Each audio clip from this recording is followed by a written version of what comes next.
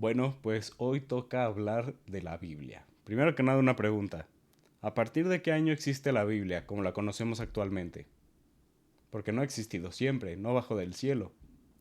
Desde el año 374 después de Cristo. ¿Por qué? Bueno, antes de que existiera la Biblia, pues sabemos que los apóstoles realizaron un montón de escritos que narran ya sea la vida de Cristo, o sea, los evangelios, hechos de la iglesia primitiva, con los hechos de los apóstoles, e instrucciones para los fieles y los clérigos, que son las epístolas. Y muchos de estos escritos se pierden con el paso del tiempo, o sea, sabemos que llegaron a existir más epístolas o más cartas, pero un grupo de ellos se conservan pues por el enorme valor que tienen y se le realizaron muchísimas copias a estos escritos. Ahora, los padres de la iglesia, que fueron discípulos de los apóstoles y sus sucesores a lo largo de muchos siglos, toman estos escritos para examinar su contenido e interpretarlos a la luz de la instrucción que ellos recibieron por parte de los propios apóstoles, acorde a las tradiciones que ellos recibieron. Y tenemos suficientes escritos por parte de los padres de la iglesia que si de repente desaparecieran todas las Biblias del mundo, podríamos reconstruir toda la Biblia de principio a fin tomando solamente los fragmentos de las citas de los padres de la iglesia. Así tal cual.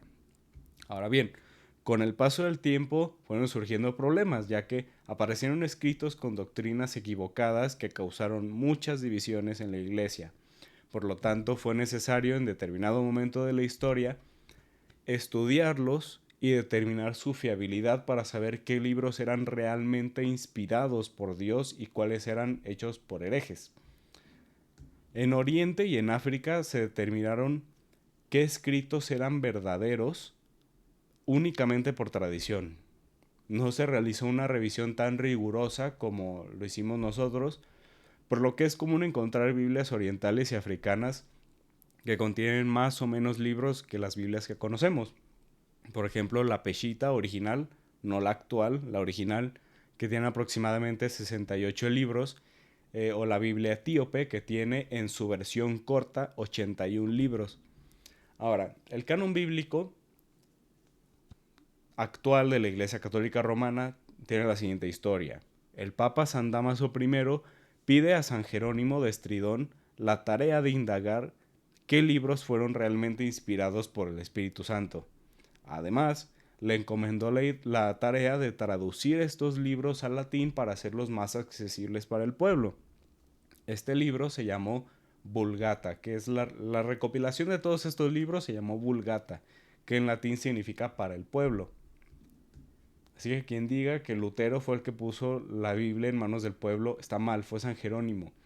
Ahora bien, ¿cuáles fueron los criterios para determinar qué libros eran inspirados y qué libros no eran inspirados? Pues bueno, para el Antiguo Testamento se utilizó la Biblia de los 70 o la Septuaginta. El rey de Egipto, Ptolomeo II, que vivió entre estos años, o no, fue rey durante estos años, creo, no estoy muy seguro, pero bueno, es la fecha que me encontré. Reunió a 72 sabios para traducir la Torah, o sea, el Pentateuco, los primeros 5 libros de la Biblia, Génesis, Éxodo, Levítico, Números y Deuteronomio, al griego, o sea, del hebreo al griego, para añadirlos a la Biblioteca de Alejandría, que fue la biblioteca construida por Alejandro Magno, con el propósito muy ambicioso de reunir todos los libros del mundo. Y con el paso de los años se anexaron el resto de los libros. Se dice que en el siguiente orden: los Salmos, Ezequiel, Jeremías y los 12 profetas menores, los libros históricos e Isaías, Daniel, Macabeo, Sabiduría Eclesiástico, Esther, Ruth, Eclesiastés, Lamentaciones y el Cantar de los Cantares. Para el Nuevo Testamento, que son todos los escritos realizados a partir de la ascensión de Cristo al cielo, se determinaron las siguientes condiciones para determinar cuáles eran verdaderos y cuáles no. Primero, que para que un libro fuera considerado como inspirado, tiene que ser escrito en el siglo primero. O sea, San Juan, el último apóstol en morir, muere alrededor del año 99 o del año 100, más o menos. Eh, por lo que se considera que la revelación pública, o sea, las Sagradas Escrituras, concluyen con la muerte del último apóstol. Así que para que un libro fuera considerado como parte del Nuevo Testamento, tiene que ser escrito en el siglo I, sí o sí. Después, no debe ser un pseudoepígrafo. ¿Qué es un pseudoepígrafo? Por ejemplo, el libro de Enoc está narrado como si lo hubiera escrito Enoc en primera persona, pero lo escribió alguien más. O sea, si yo escribo algo en nombre de alguien más, pretendiendo ser esa persona, eso es un pseudoepígrafo. Esos fueron completamente descartados. Después, el texto no debe contradecir otros textos, no debe contradecir al resto de la escritura.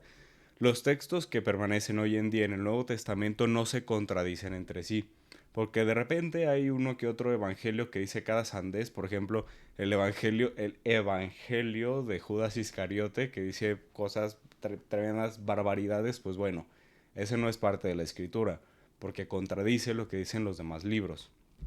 También se tiene que tener certeza de quién lo escribió. San Jerónimo se aseguró de saber quién escribió cada uno de los libros del Nuevo Testamento con total certeza. Y si por algo se descubría algún añadido a algún texto, este era removido. Por ejemplo, y solo por ejemplo, supongamos que se encuentra San Jerónimo con una copia del Evangelio de San Mateo, pero en una parte cambia el tipo de letra, o sea, una persona más lo escribió y no es el estilo de la escritura del resto del libro de San Mateo. Pues bueno, esta sección se quita, se descarta por completo. Es solo por poner un ejemplo, no sé con qué libros haya sucedido esto, pero en el caso de que se encontrara algún añadido, este era completamente removido. El resultado fue el canon latino, que después en el Concilio de Trento en 1546 es declarado de forma dogmática, es decir, no se toca, no se quita ningún libro, no se añade ningún libro. Y pueden ser 72 o 73. ¿Por qué? Porque en algunas Biblias muy antiguas, el libro de Baruch y el libro de Jeremías son un solo libro. O sea, el libro de Baruch es parte del libro de Jeremías. Pero esto es en Biblias así súper antiguas. Si alguno de ustedes llegara a tener una Biblia del siglo XIII en su casa, pues bueno, que no le extraña que tenga nada más 72. Y después en el Concilio de Trento se divide en dos, Jeremías y Baruch, formando el canon actual de 73 libros. Con 46 libros en el Antiguo Testamento, 27 libros en el Nuevo Testamento. Después tenemos el canon hebreo. O sea, estos ya son otros cánones de las escrituras. Y los pongo por varias razones, principalmente por razones apologéticas. Ya van a ver por qué. Alrededor del año 70 después de Cristo, un grupo de sabios y rabinos se reunieron en la ciudad de Yamnia y estipularon el canon del Antiguo Testamento que actualmente reconocen los judíos, que son para nosotros 35 libros, para ellos 24, ahorita voy a decir por qué, y se le conoce actualmente como texto masorético. Tal cual el texto masorético es literal un texto que se encontró, no me acuerdo en dónde, pero bueno, contiene estos libros que se terminaron muchos le llaman concilio. Hay por ahí cierto debate histórico en si fue realmente un concilio o no, pero bueno, contiene el canon que establecieron los judíos. Ahora, antes de este evento, los judíos no tenían un canon definido de las escrituras, sino que este canon variaba entre sectas. Por ejemplo, los fariseos, según lo que escribió Flavio Josefo, reconocían únicamente 22 libros como sagrados, 22 de los 24 que se reconocen actualmente. Los saduceos, o saduceos, creo que es saduceos, solo reconocían los primeros 5, o sea, el Pentateuco, la Torá. Para ellos todos los demás no tenían absolutamente ninguna autoridad. Los esenios, que eran muy extremos, tenían, que se sepa, 47 libros, pero probablemente eran más. No encontré el número exacto, pero por lo menos 47 libros sí reconocían como inspirados. Y luego también está el canon de Esdras, que se tiene como ahí cierta duda de quién lo estipuló, de en qué época, quiénes creían en este canon, pero se sabe de su existencia, que consistía en 25 libros. El canon actual de 24 libros es este de aquí. Ahora, son la Torá con 5 libros, los Nevi'im, que son los profetas, que son 8 libros, que son estos de aquí, pero el último, el Tere Azar, son los profetas menores, o sea, estos 12, que para ellos es un solo libro. Por eso pongo que para nosotros son 35, aparte, porque por ejemplo ellos el libro de Samuel para nosotros es primero y segundo de Samuel, nosotros lo dividimos. Lo mismo con el libro de Reyes, Esdras y Nehemías, para nosotros son 2 libros diferentes, etc. Ahí también Crónicas, para nosotros son 2, ellos lo colocan en uno solo. Entonces, por esta razón ellos dicen que son 24, pero para nosotros vendrían siendo 35. Después tenemos el canon protestante. En 1532, Martín Lutero publica su propia traducción de la Biblia al alemán, pero tiene muchas irregularidades. Lutero dudaba de la veracidad de varios libros que no estaban presentes en el texto masorético, por lo que decide colocarlos aparte entre el Antiguo y el Nuevo Testamento, y de hecho no los coloca dentro del índice de la Biblia. Y 2 años después, en 1534, publica una segunda edición de su Biblia, y a estos libros les coloca el título de apócrifos, que no son realmente apócrifos, pero es como él los llamaba. También, y esto muchos no lo dicen, él dudaba de la veracidad de la carta a los hebreos, la carta de Santiago, la carta de Judas y del Apocalipsis. Él decía que estos libros no servían para nada, y de hecho, sus comentarios de la Biblia al inicio de estos libros, él aclara que para él son basura, básicamente. Eh, pero como esta traducción no la hizo nada más él, la hizo él junto con varias otras personas. Ellos no le permitieron que quitara estos libros, pero él los quería quitar de la Biblia, quedando este canon en total de 63 o 66 libros. ¿Por qué 63 o 66? Porque originalmente lo mismo, el libro de Samuel era uno solo, el de Reyes era uno solo, Crónicas uno solo. Si los consideramos como eran originalmente, pues son 63. Actualmente los dividen como nosotros, así que quedan como 66 libros, sin contar los 7 disque apócrifos que quedan ahí en el medio. Y al final colocó Hebreos, Santiago, Judas y Apocalipsis. Hebreos y Santiago no van aquí, van acá. Pero él los colocó de esa forma porque detestaba por completo estos libros. Ahora tenemos al canon etíope, que era lo que mencionaba. Los etíopes determinaron qué libros debían pertenecer a la Biblia únicamente por tradición. Solamente por tradición, ni siquiera se cuestionaron cuáles eran inspirados y cuáles no.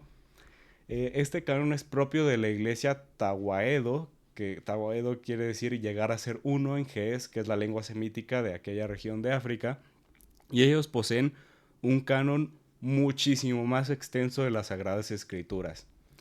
Esto se debe a que San Cirilo, que era el patriarca de Alejandría, expresó que las Sagradas Escrituras son aliento exhalado por Dios y por lo tanto no se deben alterar.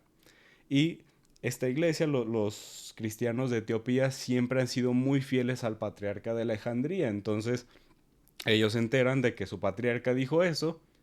Dicen, bueno, si no los podemos alterar, vamos a tomar todos los libros que tenemos y ya, se cierra el canon. No quitamos ninguno, no añadimos ninguno. Por esta razón ellos tienen este canon. Eh, Cuando esta iglesia se separa y una porción se reúne con la iglesia católica, se les permite mantener este canon únicamente por tradición, pero siempre y cuando reconozcan que el canon verdadero, los libros verdaderamente inspirados son aquellos del canon de San Jerónimo, del Concilio de Trento. Entonces, el resto de los libros de su canon los conservan únicamente como libros pues tradicionales propios de su canon histórico, pero sin reconocer necesariamente que son inspirados. Es en el caso de los católicos etíopes. Los ortodoxos etíopes sí reconocen todos esos libros como parte de la Sagrada Escritura. Y el canon etíope queda así. Me costó muchísimo trabajo encontrarlo. Por esa razón creí importante, no sé, mencionarlo para facilitar la información. También Samuel para ellos es uno solo. Reyes es uno solo.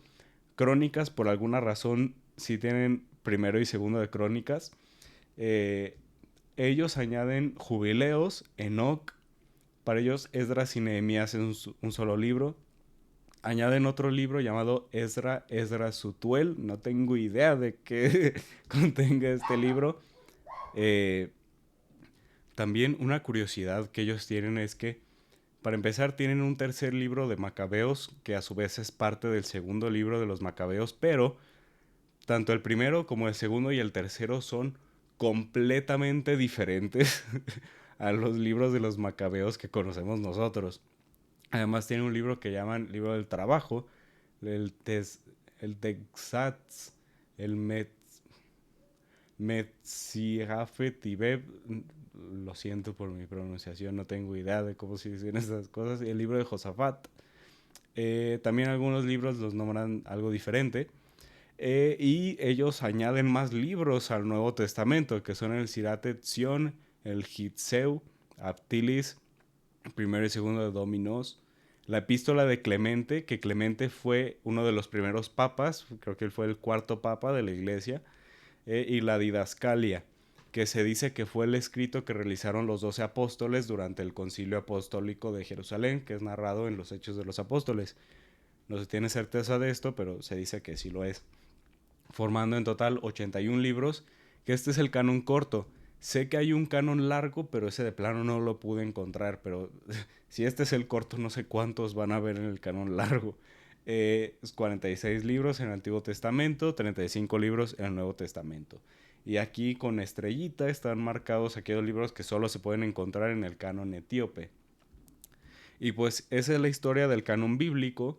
Eh, no es como ciertos grupos afirman que bajo del cielo o que Jesucristo lo escribió. No, realmente es una recopilación de muchos textos que fueron desarrollados durante tiempos de la revelación pública por los apóstoles y se los deben a la Iglesia Católica. Eso es todo. Gracias a nosotros saben qué libros tienen que estar y cuáles no. Y si fuera por Lutero, la iglesia tendría muchísimo menos libros. La iglesia no, la Biblia.